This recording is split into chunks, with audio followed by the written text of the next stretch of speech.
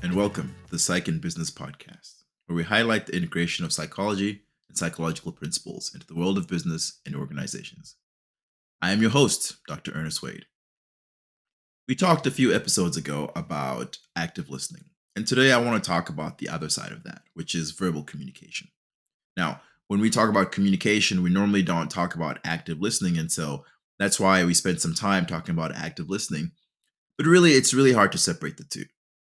Active listening is really a part of communication. And so you will hear as we talk through this some of the things that we mentioned in active listening. And that's okay because I think active listening is also a part of communication. Communication requires active listening. And so they work hand in hand.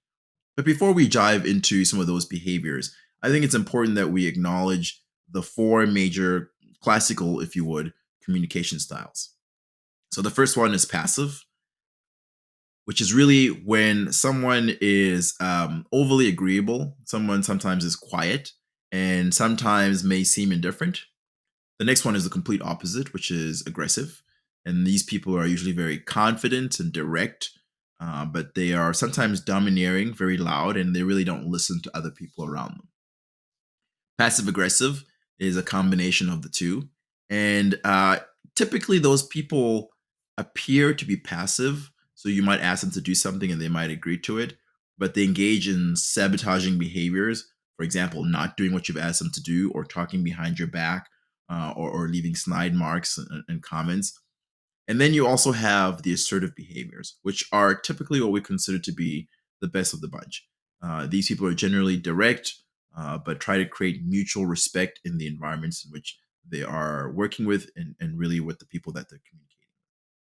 Okay, so those are the four basic classic communication styles: passive aggressive, and assertive. But today I want to spend some time talking about some of the what I consider to be foundational behavioral skills that are important for good communication. Now, you might think, why the foundational skills? And I actually used to think that myself. In fact, when I used to give advice, I try to give very high level communication advice and found that it often didn't work very well with most people. In fact, when I started to give basic foundational communication skills, that's when I found most people were more effective. And I actually remember complaining about this to my wife one day, and she mentioned that, well, most people actually aren't trained in communication. Now, you might think you're a good communicator because you communicate all the time, but that doesn't mean that you do it well. And so, to her point, most people are not trained to communicate well. And so, starting with basic communication skills is actually really important. Setting the foundation that everybody can then build upon, I think, is actually really important. So, from that point on, I've always focused on trying to just present the basic communication skills first to make sure that we're all on the same page, that we have that basic foundation. So, starting with active listening, as you know, we've talked about active listening. It's really important to make sure that the person that you're speaking to, or the group of people that you're speaking to, have your full attention. Make sure that you are not engaged in anything else. Make sure that they have your full attention, that you're looking them in the eye, so that they can see that you are paying attention to what they may have to say, and that you are giving them your full attention as you're speaking to them. Before you even begin the discussion, it's important to make sure that you have the right motives. And this is important twofold. For you, so that you can stay focused on what matters as you're talking about this, but also to make sure that you can communicate to your group or to your audience the motives for the discussion, because it might not be clear. Sometimes it can be very confusing. Why are we having this discussion? What's the point? What are we trying to get out of it?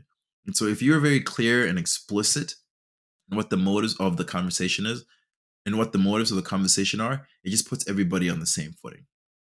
Then it's important to establish psychological safety. And by this, I mean creating an environment of mutual respect and mutual purpose, so that everybody in the meeting or in the discussion can feel comfortable speaking up, being honest about what they feel and what they think, and can provide feedback and suggestions, thoughts, and comments in a way that does not put them at risk of any negative consequences. You want to create an environment where people can speak up. And then obviously, it's important to make sure that you are observing and analyzing the emotions of those around you, but also observing and analyzing your own emotions. making sure that you're keeping control of yourself. I know specifically for me, when I get into discussions that are emotionally charged, things that I really care about, I find it very hard to keep my head, to keep a cool head. And very often, I'll have to engage in some deep breathing exercises in the moment to bring down the temperature within myself and around the room so that I can then actually engage in careful thought. If you're not thinking clearly, you're liable to say something that you will regret or something that will not help your cause. When you're actually communicating, it's important to be clear, concise, and direct. Don't waffle in your communication. It's really important that if you have something that's going to be hard for people to hear, that you get right to the matter and you speak it clearly and directly.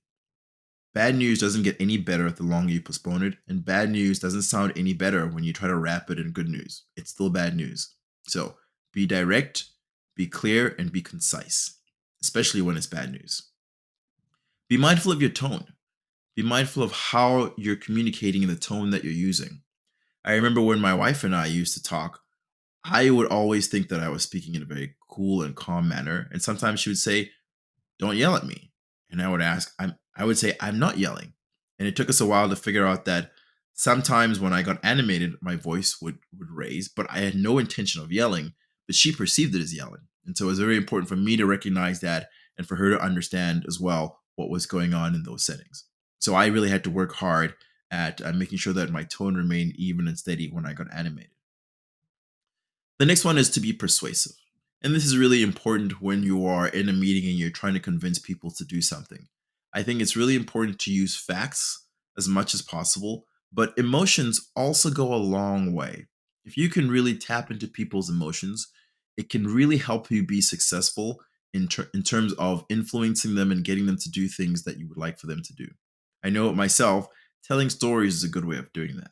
Telling stories in which people can relate to, people can connect to, is a really helpful way of making sure that people are connecting to the material that I'm trying to convey.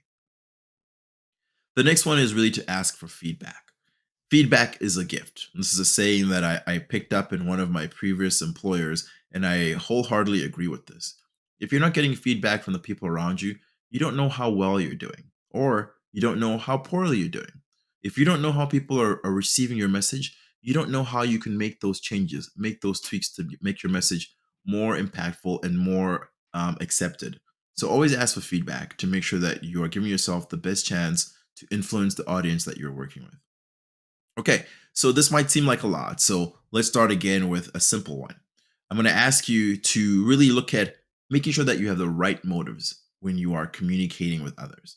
So, in the next few communications that you have with others, whether they be one on one or in a group setting, make sure that you have the right motives. Make sure that you analyze your motives and that they are appropriate. And if you can, share those motives with others as well. So you can all be on the same page. Okay, thanks for listening. I hope this has been helpful, and I hope you will join us next time.